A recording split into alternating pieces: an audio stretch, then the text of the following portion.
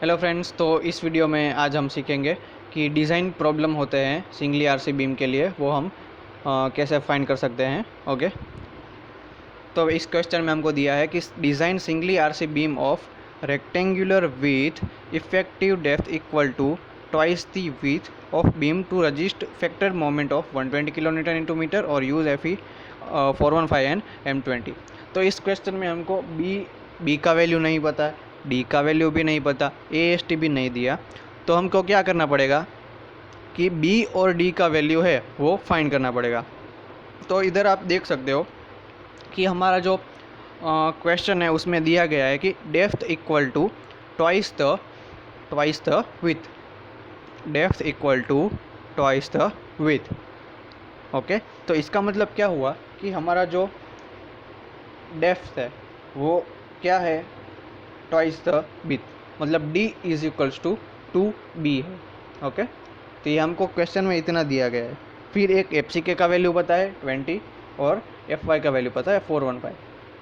फिर क्वेश्चन में एक और चीज़ दी गई हुई है कि एक वर्ड यूज़ किया है इधर, फैक्टर्ड मोमेंट, वो हमारा है 120 किलोन्यूटन इंटू मीटर। तो फैक्टर मोमेंट है वो हमारा किसका वैल्यू होगा, MU का। तो वो कितना है हमारा 120 किलोमीटर इंटू मीटर। अगर हम इसे mm में कन्वर्ट करेंगे तो 120 इंटू 10⁶ न्यूटन इंटू mm।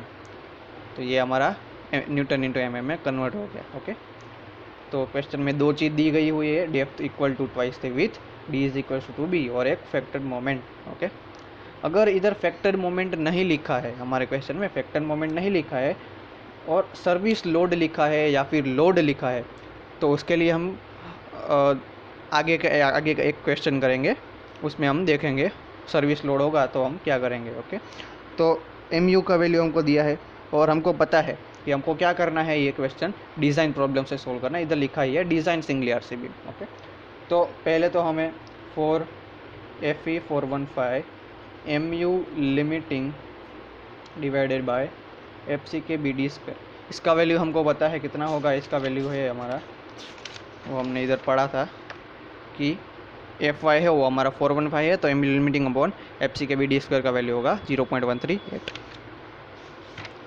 तो MU limiting upon FCK BD² है वो 0.138। डिज़ाइन प्रॉब्लम में balance section is equal to limiting section, तो इधर MU का वैल्यू है वो MU लिमिटिंग के बराबर होगा। तो इधर ये वैल्यू है वो हम पुट कर देते हैं। तो 120 इंटू 10⁶ mm में लिया, यह है हमारा 20।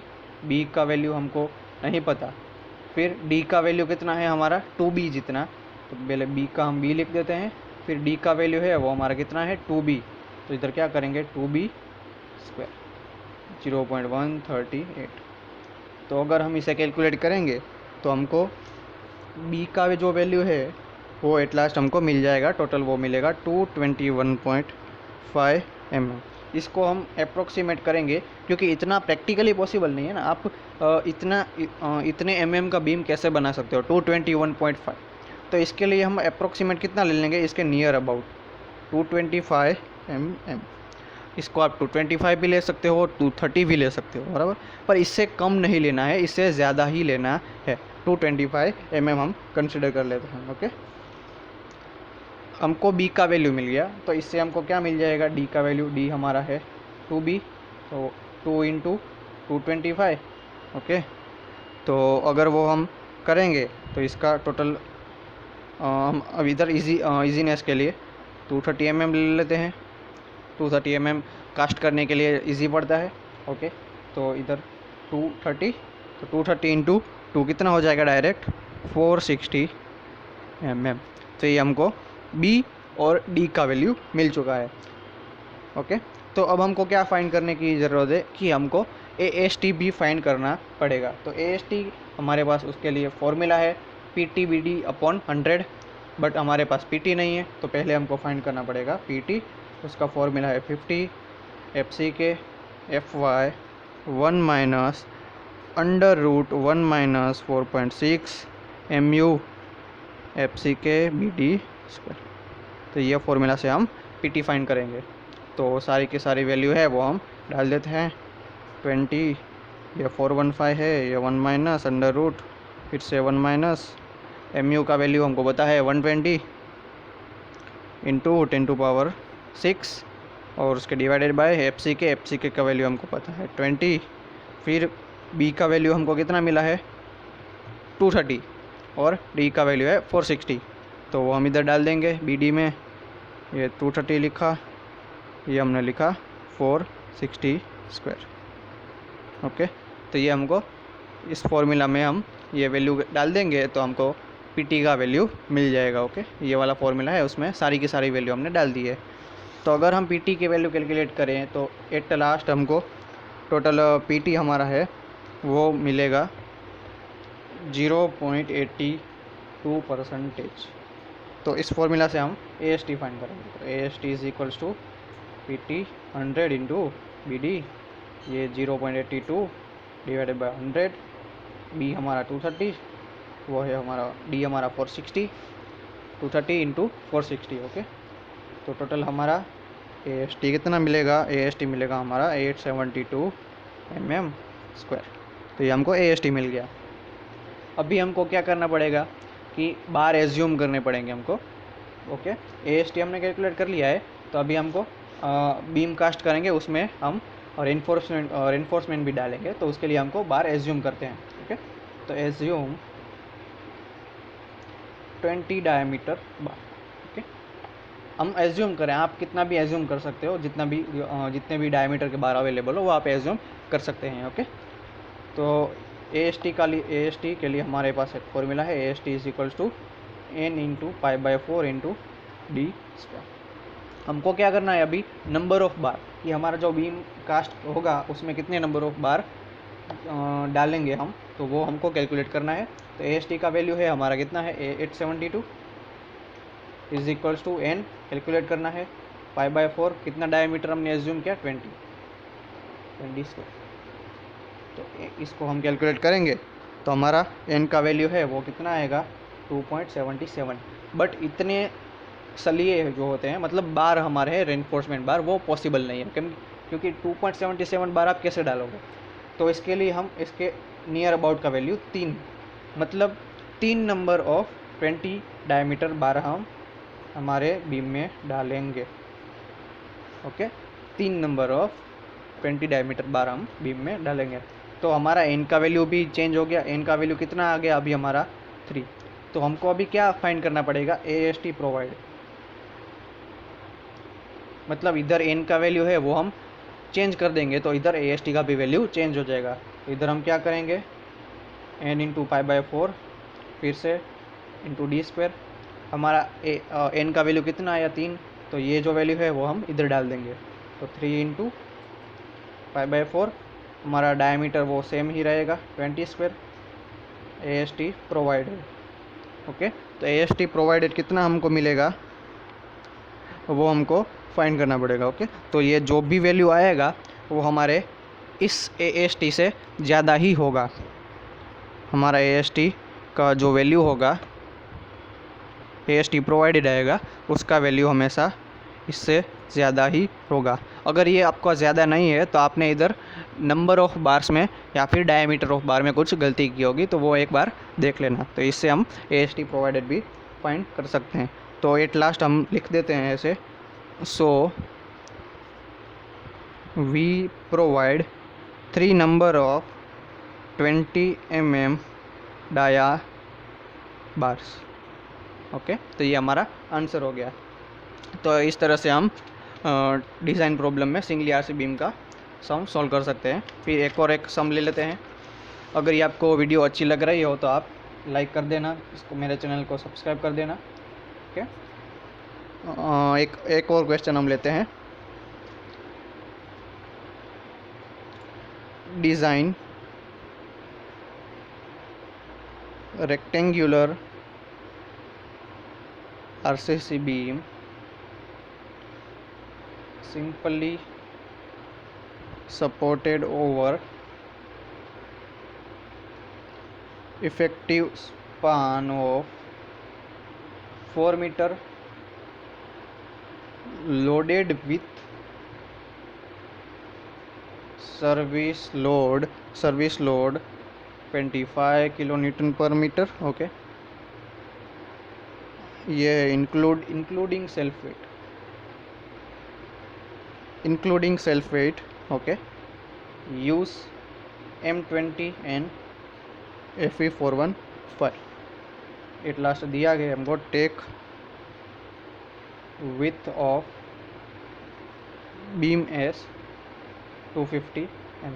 ओके, तो ये हमको क्वेश्चन दिया गया है कि पहले तो हमको क्या फाइंड करना है, डिज़ाइन रेक्टेंगुलर आरसीसी बीम। हमको आरसीसी बीम एक है वो डिज़ाइन करना है। ओके, तो डिज़ाइन प्रॉब्लम से हमको सॉल्व करना है। तो design rectangular RCC beam simply supported over effective span मतलब हमको स्मॉल एल दिया गया 4 metre, loaded with service load. Service load का मतलब क्या होता है कि W जो हमारे बीम के ऊपर लोड लगता है वो है। ओके, तो वो हमको दिया है 25 kilo newton per metre including उसका सेल्फ वेट, मतलब डेड लोड भी दिया है। ओके, यूज़ तो मतलब ये जो हुआ वो हमारा क्या हुआ, dead load plus live load. Use M20 and Fe415 grade. Okay, और एक दिया गया है कि टेक विथ ऑफ बीम मतलब B दिया गया है, B हमारा है 250 mm। ओके, तो इतने डेटा है वो हमारे गिवन है। तो अब हमको क्या करना पड़ेगा कि L है वो हमको दिया गया है और सर्विस लोड W दिया गया है। तो अगर ये हम बीम है उसको सिंपली सपोर्टेड विथ UDL ले लेते हैं, तो हमको W भी दिया है, L भी दिया है। तो अब हम इसका MU फाइंड कर सकते हैं। ओके, तो MU के लिए इसका फॉर्मूला होगा MU is equal to WL² divided by 8। Okay, क्योंकि UDL है और सर्विस लोड है। ओके, और हमको ये जो बीम है उसके लिए मोमेंट भी फाइंड करना है, तो इसका मोमेंट हो जाएगा ये। ओके, तो ये इसका मोमेंट हो जाएगा। तो UDL के लिए अगर बीम हमारा सिंपली सपोर्टेड UDL है तो उसके लिए MU का फॉर्मूला ये वाला होगा WL²/8। अगर हमारे क्वेश्चन में ऐसा कुछ दिया है कि पॉइंट लोड लग रहा है तो ही आप उसको पॉइंट लोड वाला कंसिडर करेंगे। अगर क्वेश्चन में कुछ दिया नहीं है कि पॉइंट लोड है कि क्या है, तो आपको क्या कंसिडर करना है कि हमारा जो बीम है वो UDL है। ओके, तो MU का वैल्यू कितना आएगा, W का वैल्यू है हमारा 25, फिर L हमको दिया है टोटल, ये कितना है 4 मीटर, इधर डालेंगे 4 स्क्वायर डिवाइडेड बाय, तो इससे आपको क्या मिलेगा, MU का वैल्यू मिल जाएगा, वो मिलेगा टोटल 50 × 10⁶ न्यूटन × mm। ओके, और इसको किलो न्यूटन में कन्वर्ट करेंगे तो कितना आएगा 50 किलो न्यूटन × मीटर। तो ये आपको MU का वैल्यू मिल गया है। अभी ये जो MU का वैल्यू मिला, सॉरी ये MU नहीं है, ये हमारा सिर्फ मोमेंट है। ओके, ये हमारा सिर्फ मोमेंट है। तो इस मोमेंट को हमको MU में लिमिटिंग मोमेंट ऑफ रेजिस्टेंस में कन्वर्ट करना है। तो ये जो मोमेंट है उसको हमको फैक्टर ऑफ सेफ्टी से मल्टीप्लाई करना पड़ेगा। तो MU का वैल्यू कितना होगा, M × 1.5। ओके, कंक्रीट के लिए फैक्टर ऑफ सेफ्टी कितना होता है 1.5, और स्टील का हो तो उसके लिए कितना होगा 1.15। ओके, तो इसको हम कैलकुलेट करेंगे 50 × 1.5, तो हमारा कितना आंसर आएगा एट लास्ट 75 × 10⁶ न्यूटन × mm, और आंसर 75 किलो न्यूटन × मीटर। तो ये हमारा MU का वैल्यू मिला। तो ये जो वैल्यू था वो हमारा सिर्फ मोमेंट का था, और ये जो वैल्यू मिला वो हमको मोमेंट ऑफ रेजिस्टेंस का वैल्यू मिला। ओके, तो हमको पता है कि हमारा जो डिज़ाइन प्रॉब्लम होता है उसमें हम क्या कंसिडर करते हैं, limiting moment is equal to balance, limiting section is equal to balance section, मतलब जो हमारा सेक्शन होता है उसको बैलेंस सेक्शन कंसिडर करते हैं। तो बैलेंस सेक्शन कंसिडर करते हैं तो MU is equals to MU limiting होगा, और आपको वो फॉर्मूला पता है कि Fe415 MU limiting upon FC के BD² का जो वैल्यू है वो कितना है हमारा 0.138। तो ये MU का वैल्यू है वो हम इधर डाल देंगे। ओके, तो हमको क्या मिल जाएगा, डेप्थ ऑफ बीम मिल जाएगा, क्योंकि विथ ऑफ बीम तो हमको गिवन है, तो डेप्थ फाइंड करने का रहा, तो इसका वैल्यू डाल देते हैं 75 10⁶, FC के है 20, विथ ऑफ बीम गिवन है हमको 250, D का वैल्यू हमको फाइंड करना है 0.138 है ये, तो स्मॉल डी है उसका वैल्यू हमको कितना मिलेगा टोटल 329.69 mm। ओके, तो इतना तो प्रैक्टिकली पॉसिबल नहीं है, तो डी का वैल्यू है वो हम कितना ले लेंगे टोटल 330 mm। ओके, फिर आता है AST फाइंड करने की बारी। ओके, AST का वैल्यू क्या है PTBD upon 100।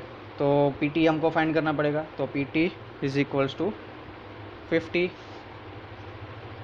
FCK FY in bracket 1 minus root 1 minus 4.6 into MU divided by FCK BD square. तो ये हमारा PT फाइंड करने का फॉर्मूला होगा। PT का वैल्यू हम सब डाल देते हैं इधर, 20 डिवाइडेड बाय 415 1 माइनस 4.6। अभी आया MU का वैल्यू, तो MU का वैल्यू हमको कितना मिला 75 इंटू 10⁶ न्यूटन और mm में, तो 75 इंटू 10⁶ mm में कंसिडर करते हैं ये 20। B का वैल्यू है वो आपको 250 मिला और D का वैल्यू है वो आपको इधर 330 mm मिला। ओके, तो 230 250 B और D है हमारा 330 स्क्वायर। तो इसको आप कैलकुलेट करेंगे तो आपका वैल्यू होगा वो नियर अबाउट कितना आएगा 0.95%। PT का वैल्यू मिल गया, तो AST का वैल्यू फाइंड कर सकते हैं PT divided by 100 into BD 0.95 100। B हमारा है 250, D हमारा आया 330। ओके, तो अगर आप इसे AST कैलकुलेट करेंगे तो AST का वैल्यू क्या आएगा 831.25 mm स्क्वायर। तो ये आपको क्या मिल गया AST का वैल्यू मिल गया। अभी हमको डायमीटर नंबर ऑफ बार्स और डायमीटर चाहिए, तो क्या करेंगे हम एज्यूम 20 डाया बार्स। ओके, हम क्या करेंगे अभी डायमीटर ऑफ बार्स एज्यूम करेंगे। तो AST का फॉर्मूला आपको पता है n into 5/4D। Okay, AST का वैल्यू डाल देते हैं इधर 831.25 n कैलकुलेट करना है हमको। Okay, 20 square. तो n का वैल्यू है वो हमारा कितना आएगा नियर अबाउट 2.64 आया। इतना पॉसिबल नहीं है, इसलिए 3 नंबर ऑफ बार। तो इससे हम क्या कर सकते हैं AST प्रोवाइडेड कैलकुलेट कर सकते हैं। तो उसका फॉर्मूला होगा n into 5/4D square. n का वैल्यू आया हमारा नया वैल्यू है 3 इंटू 5/4 इंटू D हमको कितना है हमने एज्यूम किया है 20 डायमीटर, तो इधर क्या होगा 20 स्क्वायर। तो हमारा जो AST है उसका प्रोवाइडेड वैल्यू कितना होगा टोटल 942.47 mm स्क्वायर। मैंने आपको बोला था कि हमारा जो AST का वैल्यू है, ये जो AST का वैल्यू है वो 831.25 है और AST प्रोवाइडेड हमको कितना मिला 942.47। मतलब हमेशा हमारा AST प्रोवाइडेड है उसका वैल्यू ज़्यादा रहना चाहिए। ओके, तो अगर ये आपको वीडियो अच्छी लगी हो तो लाइक कीजिए, शेयर कीजिए, वैसे सब्सक्राइब कीजिए। Okay, thank you.